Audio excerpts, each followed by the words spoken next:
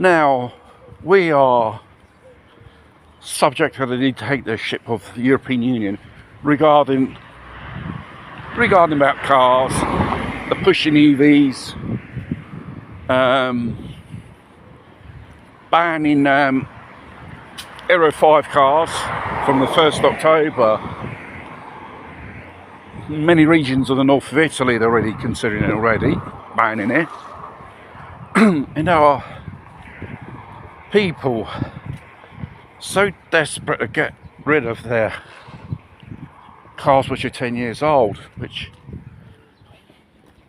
most of them 150, 80,000 kilometres.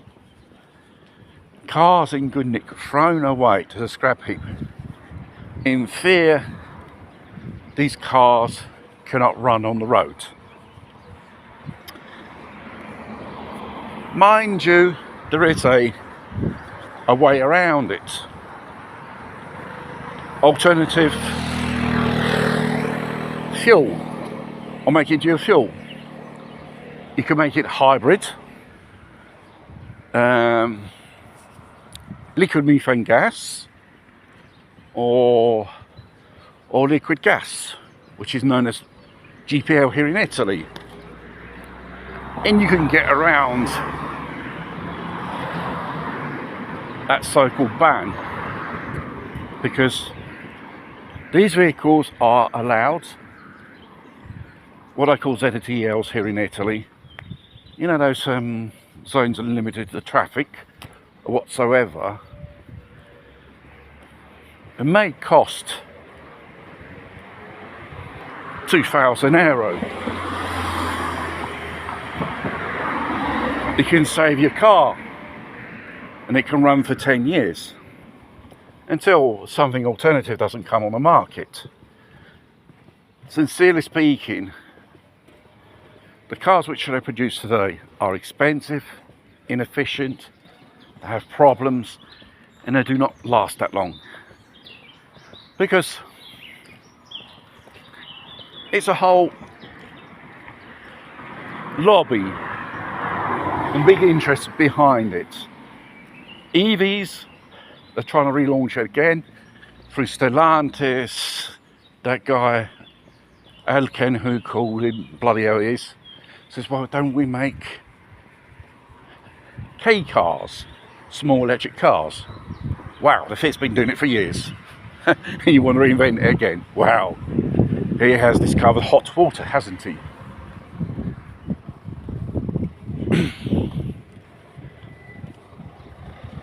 And the fact, as I mentioned, the fact they're pushing us into electric cars, which, you know, the most of us, one, can't afford, two, we're going to keep it charging overnight.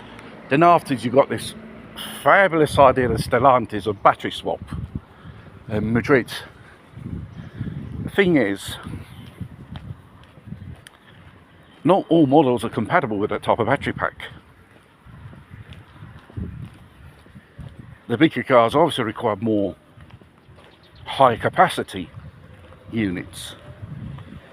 And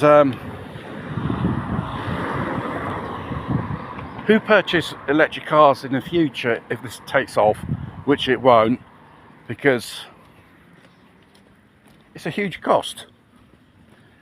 And at the end of the day, customers will pay for this huge cost, which they are paying now for the cock-ups of the car makers receiving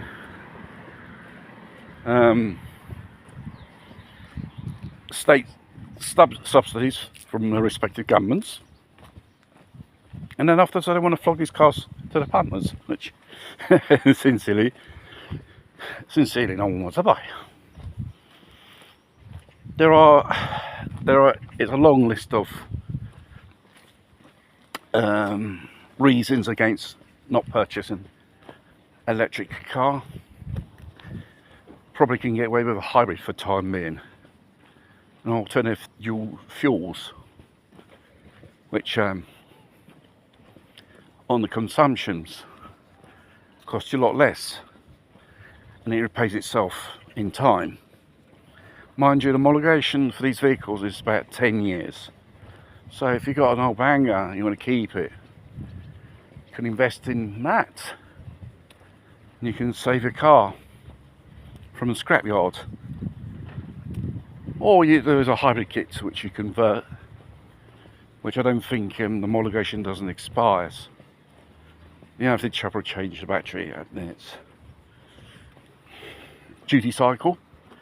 But there are alternatives, but they don't mention it to the punters because they want to make you get rid of your cars and make you buy brand new cars. Because let's face it, quality of modern cars these days, it's appalling, especially in engineering,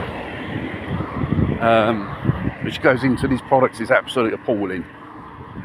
Because they want to make you like electrical appliances, make you buy cars every 8 years.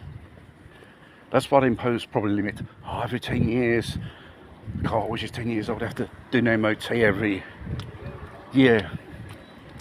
This is more money they're taking out of the pockets out of the middle class people, because middle class people cannot afford these expensive low quality cars. Mind you, there are the Chinese which will, like the Japanese, eat up the market, low in price, more or less the same quality of the vehicle, which could be an alternative to these European makers.